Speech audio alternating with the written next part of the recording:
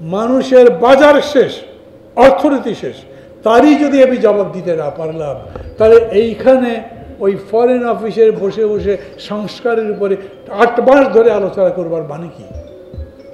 মানুষের পেটে যদি ভাত না থাকে, তাহলে সেই মানুষকে আপনি কনস্টিটিউশন দিয়ে কি করবেন? মানুষের যদি কষ্টই বেশি থাকে, তাহলে সেই মানুষকে আপনি সুখের গল্প শুনিতে কোনো লাভ নাই। আপনাকে বলতে হবে কি করতে চান। মেজর সালাম যখন তার এলাকায় যাবেন, আজকে যাবার পরে আমি জানি না এর মধ্যে তিনি কি কি করেছেন, কিন্তু যাবার পরে এলাকার লোকের সঙ্গে তো কথা বলবেন, আপনারা তো কথা বলবেন। উনি কি বলবেন? নিশ্চয়ই বলবেন আমি নাগরিক ঐক্যের প্রার্থী, কেটলি আমার বার্কা, বলতেই পারবেন তিনি। আমাদের দলের পক্ষ থেকে এই ব্যাপারে কোনো নিষেধ নেই। খানি মেজর সালাম বলতে পারবেন তা না, কিন্তু খানি মেজর সালাম বলতে পারবেন তা না, সোহরাবও বলতে পারবেন। এই মঞ্চে যারা যারা বসে আছেন তাদের প্রায় সবাই প্রার্থী, মঞ্জুর কাদের বাদ দিয়ে, না রাজাকেও বাদ দিয়ে। বাকি যারা প্রার্থী আছেন নিচে, তারা বলতে পারবেন। তারা কি বলবেন? আমি আগামী কালকে বিকেলবেলা আমার বাড়ি বগুড়া 2 আসন যেখান থেকে আমি নির্বাচন করব সেখানে যাব। আমি সাধারণত 2 রকম কাজ করি। কিছু কাজ করে কি গাড়ি নিয়ে ঘুরতে থাকি, যেখানে যেখানে লোক দেখি থেমে যাই, তাদের সাথে কথাবার্তা বলি। যদি হাতে মাইক টাইক থাকে, লোকজন ভিড় করে কথা বলতে শুরু করি। মানুষ কি বলে? ধরেন একটা জায়গায় গেছি, মানুষ বলেছে এই যে এখানে আপনি সভা করতে আসছেন, এটা একটা বিরাট বাজার ছিল, জায়গাটার নাম উথলি, সেই বাজার এখন শেষ। যখন বাজার ছিল তখন এলাকার লোকজন এখানে বাজার করতে পারত, তরি তরকারি যা যা তৈরি করতো সেগুলো বিক্রি করতো, তাদের ইনকাম হতো। বাজার নাই, এখন ইনকাম নাই, এই মানুষগুলো চলবে কিভাবে? আমি ওই এলাকার প্রার্থী হিসেবে এই প্রশ্নের জবাব দেওয়ার কি উচিত আবার দরকার?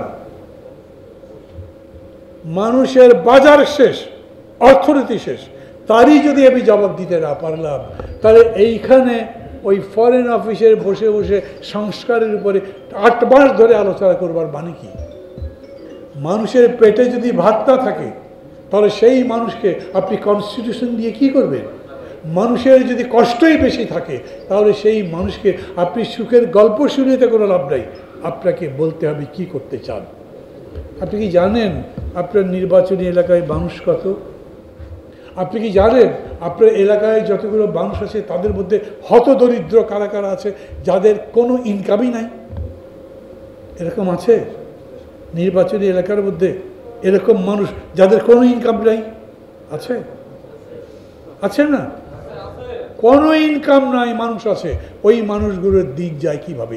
ওদের জীবন কিভাবে আছে? ওরা বেঁচে আছে কিভাবে? রাষ্ট্রের দায়িত্ব নেই, সরকারের দায়িত্ব নেই, আমার কোনো ইনকাম নেই, আমার অসুখ হয়েছে, আমি ডাক্তারের কাছে যেতে পারি না, ডাক্তারের ভিজিট দিতে পারি না, ডাক্তার যদি প্রেসক্রিপশন লেখে আমি সেই ওষুধ কিনবার টাকা নেই আমার কাছে, তাহলে আমার এই জীবন রাখার বাড়ি কি? এই দেশ আমাকে কি দেবে? এই দেশ দিয়ে আমার হবে কি? এই দেশে নির্বাচন কি যায় আসে আবার? এই নির্বাচনে তো আমার কোনো লাভ নেই। এই নির্বাচন আমাকে কিছু যদি দিতেই না পারে, তাহলে ওই নির্বাচনকে আমি লাথি মারি। আমি নির্বাচনের কাছে চাই, আমি নির্বাচনের কাছে চাই আমার জীবন জিজ্ঞাসার জবাব দিতে হবে। আমাকে বলতে হবে, আমার পথ নির্দেশ করতে হবে, আমি যাতে বেঁচে থাকতে পারি অন্তত তার ব্যবস্থা করতে হবে। কি করা যাবে? দেখেন, নাগরিক ঐক্যের পক্ষ থেকে আমরা একটা বলেছি, সারা পৃথিবীতে একটা শব্দ চালুছে, universal basic pay. Basic pay মানে আপনার কোনো ইনকাম নাই, কিন্তু রাষ্ট্র আপনাকে একটা ইনকাম দেবে। আমরা বলেছি প্রায় 6 কোটি মানুষ আছে যাদের কোনো ইনকাম নেই। এই 6 কোটি মানুষকে আমরা প্রত্যেক মাসে রাষ্ট্রের পক্ষ থেকে 1000 করে টাকা দেব। সম্ভব? সম্ভব হবে না কেন? মাসে 6000 কোটি টাকা, তারপরে বছরে 72,000 কোটি টাকা। আমার বাজেট কত? 8 লক্ষ কোটি টাকা। 8 লক্ষ কোটি টাকার মধ্যে আমি 72,000 কোটি টাকা একেবারে দরিদ্র মানুষকে দেব বলছি। এটা বলতে অসুবিধা কি? দিতে পারবো না কেন? আমার দেশ থেকে বড় লোকরা চুরি করে প্রত্যেক বছর 1 লক্ষ কোটি টাকা করে বিদেশ নিয়ে গেছে না 15 বছর, জানেন তো? সেইটাকেও আটকাতে পারেনি, আটকাবার জন্য কেউ যায়ওনি। কেউ কোনো নিন্দার বিরুদ্ধে প্রতিবাদ করেনি, কিন্তু নাগরিক ঐক্য বলছে ওই রকম চুরি করার টাকা যেগুলো বিদেশে পাচার হয় ওইটা আমরা বন্ধ করব।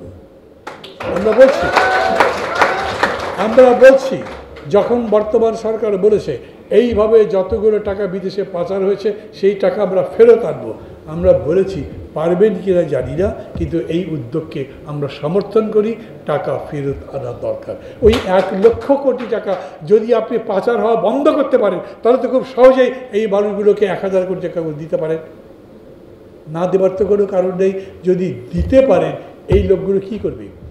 বড় লোক 1 লক্ষ কোটি টাকা যদি লোন পায়, 1 কোটি টাকা যদি লোন পায়, তার মধ্যে দেখবেন যে 90 লক্ষ টাকা আগে বিদেশে পাচার করে দেয়। কিন্তু গরিব মানুষ গ্রামীণ ব্যাংক থেকে যে লোন নেয় সেই লোন ফেরত দিয়ে দেয়। এটা সারা দুনিয়াতে আছে। মাইক্রো ক্রেডিট মানে ক্ষুদ্র ঋণ এই জন্যই সাকসেসফুল যে এখানে গরিব মানুষ ব্যাংকের টাকা ফেরত দিয়ে দেয়। অতএব এইটাকে লক্ষ্য করেই বলা হয়েছে এই মানুষগুলোর সেই ব্যবস্থা করো। এখন আমি বলছি এটা যদি সম্ভব হয় এই টাকা পৌঁছে দেওয়া যাবে।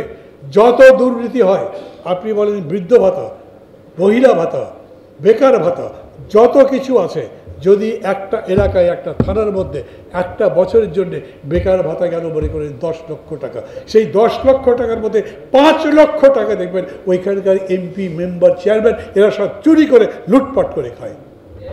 এটা বন্ধ করা যাবে না? বন্ধ করা যাবে না? না যাবার কি আছে? যে মানুষটা টাকা পায় সেই লোককে বলবো তুমি একটা বিকাশ অ্যাকাউন্ট করো, নাহলে একটা ব্যাংক অ্যাকাউন্ট করো, সরাসরি এইখান থেকে তার কাছে টাকা চলে যাবে। মধ্যস্বত্বভোগী ওই চেয়ারম্যান মেম্বাররা তার কাছে গিয়ে তো কিছু করতে পারবে না। দুর্নীতি দূর করবার বাস্তবসম্মত বহু কারণ আছে। আমরা মনে করি দুর্নীতি দূর করা সম্ভব এবং দেশ এই রকম করে উন্নতির দিকে নিয়ে যাওয়া সম্ভব। লম্বা কর্মসূচির উপরে এখন বলতে গেলে আমি মনে করি সময় অনেক বেশি লাগবে, কিন্তু নাগরিক ঐক্য এই দাবি করে আমরা পারি, আমাদের মাথায় আছে। আমি বলি আপনিও পারেন, আপনার মাথায় আমি দেব, আপনি দেন। সত্যি তো ভোট যদি কালকে হয় তাহলে আমরা ভোটে জিতে কি ক্ষমতা দখল করতে পারবো? কে পারবে? কে জিতবে এবারে ভোটে? বিএনপি জিতবে ধরেন, হতেই পারে। এখন বিএনপির সাথে আমি কথা বলছি, বিএনপির নেতার সাথে কথা বলছি, দরকার হলে বেগম জিয়ার সাথে কথা বলছি, তারেক জিয়ার সাথে কথা বলছি। আমার এই প্রোগ্রাম দেখেন, দেশের জনগণের কল্যাণ হবে। আপনি রাজি আছেন? উনি কি বলবেন? কি বলবেন উনি? রাজি নাই? বাইরে দেশে জনসভা করে বলে দেবো যে উনি রাজি হয় না। বলতে পারবো না? আমি যদি বলতে থাকি কেবল যে আমি একটা ভালো কর্মসূচি দিয়েছি কিন্তু ওই দল মানে না, ওই দলকে ভোট দেবেন না, ওই দলের ভোট কিছু না কিছু হলেও কমবে, সমস্যা হবে।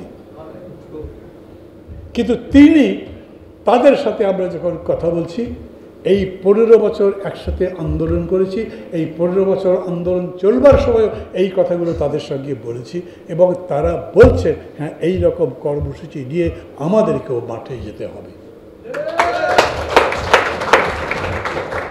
যে কর্মসূচি আমি বলছি তাই যে তারা বলছেন তা না, তারা হয়তো বলছেন এর চাইতে ভালো হতে পারে এই পদ্ধতি, আমি সেটা মানব। আমি যেটা বলছি সেটা যদি ভালো হয় তাহলে সেটা তারা মানবেন। আমরা ভোট মানে কোনো রকমে ভাই কটা সিট দেবে এই আলোচনা করছি না। আমাদের আলোচনার বিষয় হচ্ছে নতুন বাংলাদেশ গড়তে চান, যে সেই নতুন বাংলাদেশ কোন পথে গড়বেন, কীভাবে গড়তে পারেন তার মডেল চাই। আপনারা মডেল দেন অথবা আমরা দিই অথবা যে কেউ দিক, তার ভিত্তিতে আমরা যেন অগ্রসর হতে পারি। আমি সালাম ভাইকে বলবো, সৌরভ ভাইকে বলবো, নিজেদের এলাকায় যান, সভা করেন, সেখানে বলেন আমি যদি ভোটে জিতি তাহলে আমি এই কাজ করব। মানুষ হাসবে, আপনি কি ভোটে জিততে পারবেন? আপনি ভোট না দিলে আমি জিতবো কীভাবে? কিন্তু আপনি যদি ভোট দেন, আমি যদি জিতি, তাহলে আপনার এই কল্যাণ আমি করতে পারি। এখন এই কল্যাণের কথা কিন্তু আমি কেবলমাত্র ইউনিভার্সাল বেসিক পের কথা বলছি না, আমি হেলথেও তাই করতে পারি। একটু আগে শুনলেন না, সাকিব বলল আমাদের কর্মসূচির মধ্যে আছে।